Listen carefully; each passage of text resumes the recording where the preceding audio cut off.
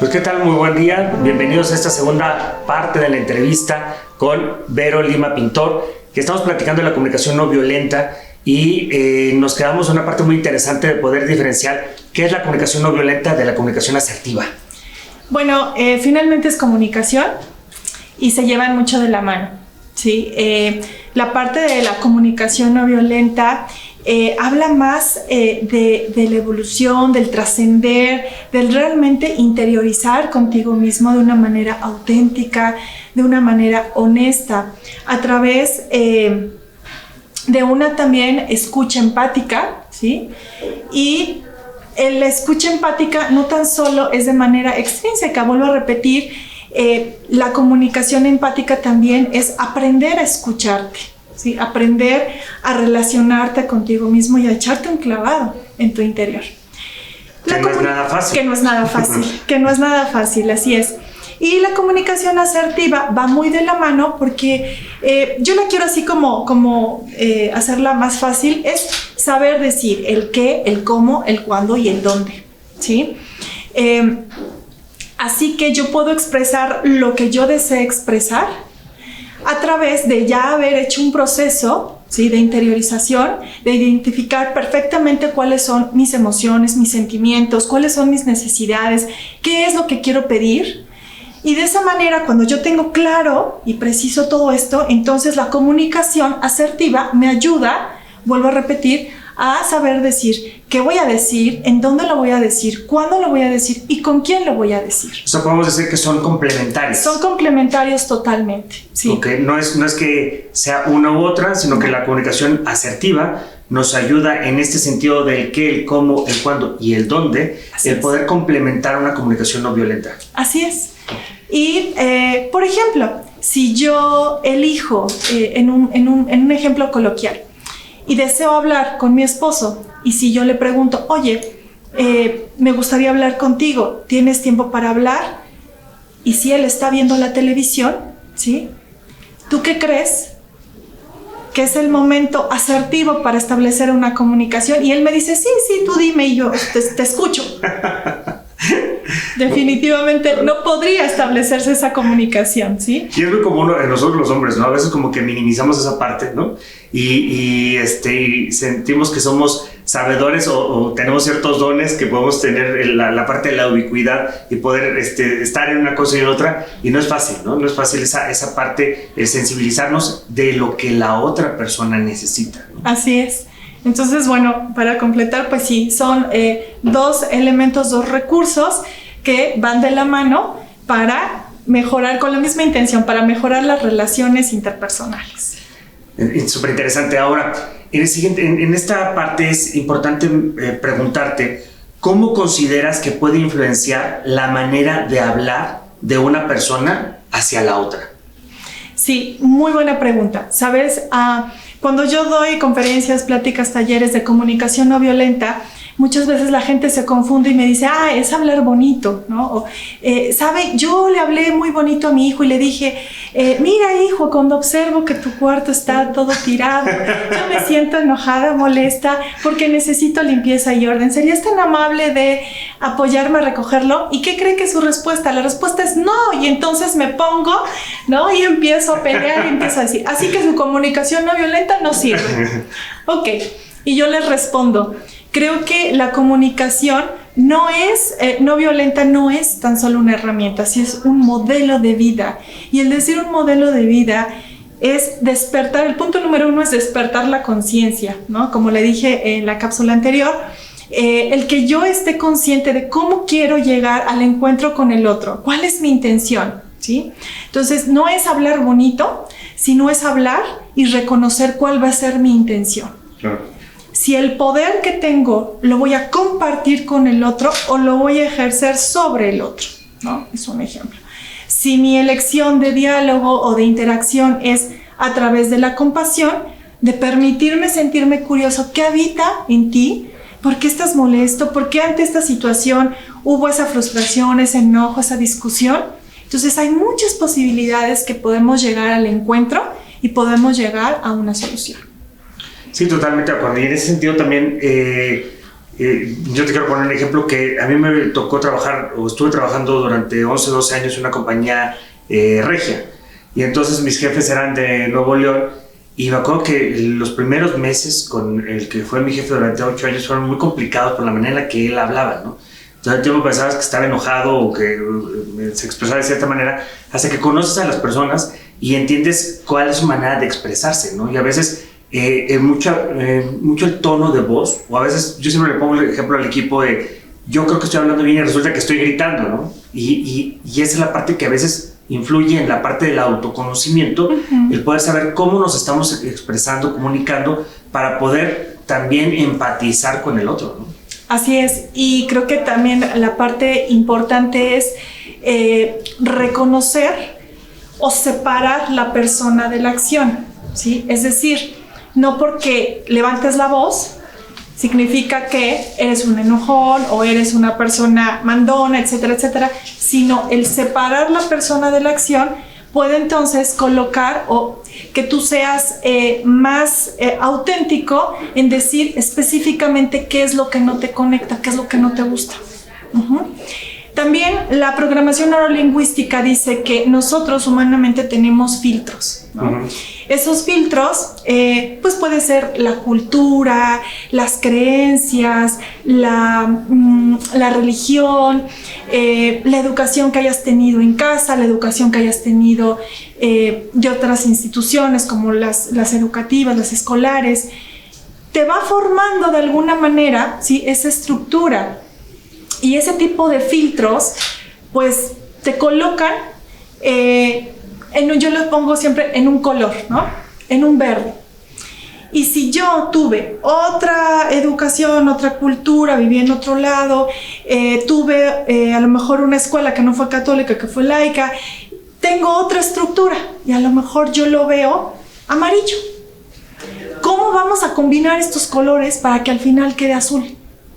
¿Sí? Entonces, identificar que muchas veces la cultura, el impacto de la sociedad nos ha influido, claro, y nos manifiesta en una estructura que puede ser diferente a la tuya. Sí, pero eso volvemos a lo mismo, es la parte de empatizar con el otro, sí, ¿no? Así y es. Entender que nuestras culturas, nuestro contexto, educación, e incluso pues sí, situación geográfica puede influenciar en nuestro día a día, ¿no? Sí, así es. Y en ese sentido, Vero, ¿cómo podrías decirnos que podríamos controlar nuestras emociones en una situación de conflicto? O sea, no estés de acuerdo, pero a veces, creo yo, y espero no generar polémica en esto, pero creo que a veces a las mujeres cuando se tiene un conflicto es más común que se quiera resolver en el momento. No, vamos a platicarlo ahorita. Y como varones a veces queremos que las cosas se enfríen porque sabemos que no es lo correcto, ¿no? Entonces, ¿cómo realmente identificar que tal vez no es el momento ideal para hablar? Sí, quiero empezar diciendo el control de las emociones. Y creo que como seres humanos estamos invitados a no controlarlos, sino a regularlos. Okay. Es decir, nosotros no tan solo somos mente, sino somos cuerpo, mente y corazón. ¿Sí? Y corazón hablo en sentido figurado, emociones. Si nosotros en estos tres, ¿sí?, aspectos podemos identificar, es decir, si yo empiezo a sentirme molesta y lo empiezo a identificar desde mi corporalidad y empiezo a sentir, ¿no? A lo mejor que empieza a subir el calor, que quizás mi mandíbula empieza a tensarse, que el ceño empieza a fruncirse, y al mismo tiempo espejeo y veo que la persona con la que estoy hablando también empieza a lo mejor a elevar la voz, se empieza a transformar. Es momento conscientemente de bajar el ritmo y parar el diálogo, porque ya no es un diálogo, es una confrontación. Es una confrontación de egos. De egos. Una lucha de poderes, una lucha de egos que no nos van a llevar a ningún buen puerto, a ningún buen camino. Pero, ¿qué consejo le podrías dar a las personas que nos ven, que nos escuchan, para realmente ser conscientes de eso? Porque a pesar de que una de las personas de las que está influyendo en esta comunicación quiera detener esta situación al identificar estos factores que estás mencionando, la otra sigue hablando. ¿Cómo podemos realmente ser conscientes que no es el momento de generar esa comunicación? Creo que ahí se establecen, Marshall Rosenberg habla sobre el uso cognitivo de la fuerza, es decir, hay momentos en donde tú tienes que frenar esa comunicación, guste o no guste a la otra persona, por un sentido de cuidado, ¿sí? De cuidado mutuo. Es decir, si vas de la mano con tu hijo y de momento estás en un bulevar y de momento se echa a correr, no le vas a decir, oye, mira, yo creo que es considerable que tú pongas más atención, sino lo tomas y lo salvaguardas, ¿no? Es un sistema de autocuidado. Entonces, en este tipo de diálogos, ¿sí? Es importantísimo poner un límite, ¿sí? No tan solo para ti, sino también para la otra persona, porque quizás está en un colapso, en un momento de crisis, en donde no está siendo consciente, ¿sí? En donde su cortisol está hasta el full, en donde su estrés está quizás hasta rebasado y la adrenalina, ¿no? Que a veces nos ciega, nos pierde. Es muy importante frenar, ¿sí? Por el sistema de autocuidado, vuelvo a repetir, mutuo. Y es entonces, salgo, ¿sí? Y tomo ese espacio para mí. Segundo paso es empezarme a regular, ¿sí? Identificar inmediatamente cómo me estoy sintiendo y cuáles son mis necesidades. Es un regalo de la vida poder identificar esos sentimientos y esa necesidad, y eso es aprender a regular tus emociones, porque no le estás haciendo caso a lo que tu ira te está diciendo. La ira a veces también la colocamos en una parte o la satanizamos, ¿no? La ira no es buena, y en la religión nos enseña que la ira no es algo malo. La ira simplemente es una fuerza, ¿sí? Que ejerce nuestro interior. Sí, correcto. Y de esa forma nosotros nos da también una alerta de que algo en nuestro interior está pasando. Cuando damos esa escucha y esa empatía, también esa ira, ¿qué me quieres decir? Sí, claro. Es que estaba furioso, estaba iracundo, porque no me gusta que me quieran retener en un espacio donde no me estoy sintiendo cómodo. Claro, eso era, y por eso me sentí tan iracundo, porque privilegio el respeto a mi integridad, a mi persona, el cuidado de mi espacio. Sí, es hablar de ponderar, ¿no? Así es. Cómo pondero mis emociones hacia el bien, hacia mi bienestar y el bien común de las personas que me rodean. Y eso es bien interesante, ¿no? Lo que acabas de decir ahorita es cómo a veces satanizamos esta parte de la ira, pero si realmente logramos identificar que la ira puede ser un elemento evidenciador para ayudarnos a entender muchas de nuestras emociones o el contexto en el que nos encontramos, nos puede ayudar a generar otra situación, ¿no? Claro, a frenar la violencia.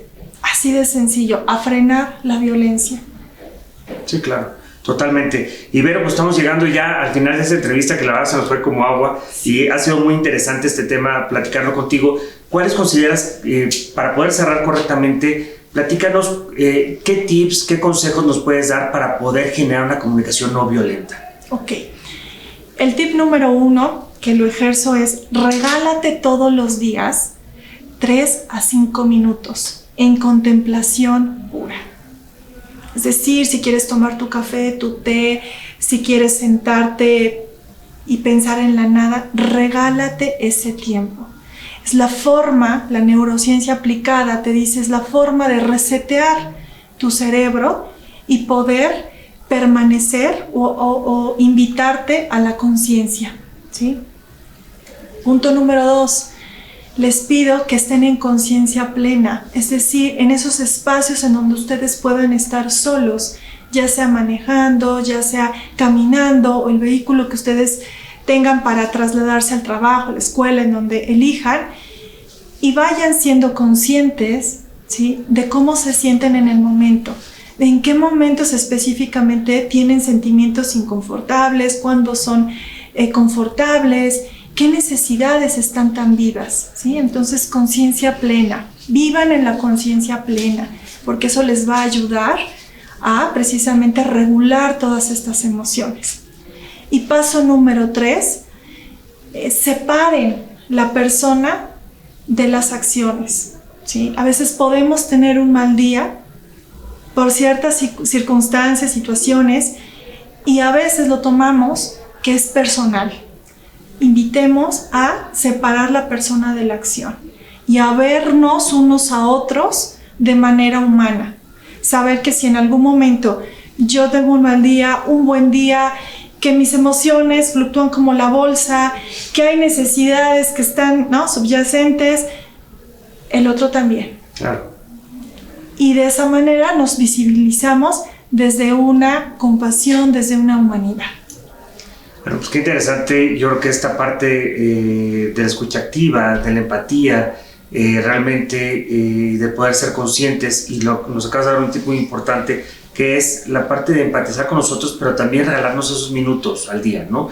Para poder hacer conciencia, para poder hacer una reflexión y un balance de nuestro día y poder tratar de comunicarnos de una manera efectiva, ¿no?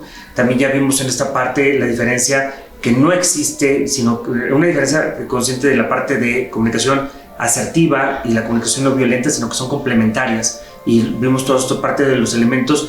Y pues sin duda con esta plática nos queda claro que pues todos podemos generar una comunicación no violenta, que no tengamos miedo a nuestras emociones, que no tengamos miedo a sentir miedo, enojo, ira, que lo acabamos de mencionar, y que al contrario, Vero nos invita a poder identificar estas emociones y poder interiorizarlas, poder canalizarlas correctamente, y con ello vamos a poder generar una evolución correcta y adecuada en la manera en la que nos estamos comunicando con otros. Entonces, pues muchas gracias, Vero. ¿Algo más que quieras compartir? No, muchísimas gracias. Yo feliz y de verdad los invito a que todos podamos ejercer esa comunicación no violenta para trascender. Ojalá que sea así. De verdad que es muy complicado, es difícil el poderlo ejercer, sobre todo en los momentos en los que nos encontramos. Y a veces algo que sucede mucho es de que las personas con las que convivimos no saben lo que estamos cargando, también no sabemos lo que ellos están cargando y la situación que cada uno trae consigo. Entonces, por eso la parte de poder ser sensible y poder entender que el otro también tiene problemas, que el otro también tiene carencias, que el otro también tiene situaciones de conflicto, nos puede ayudar a mejorar esa parte de la comunicación no violenta, ¿no? Así es. Pues muchas gracias, Vero. Te agradecemos mucho este tiempo que nos has compartido con nosotros.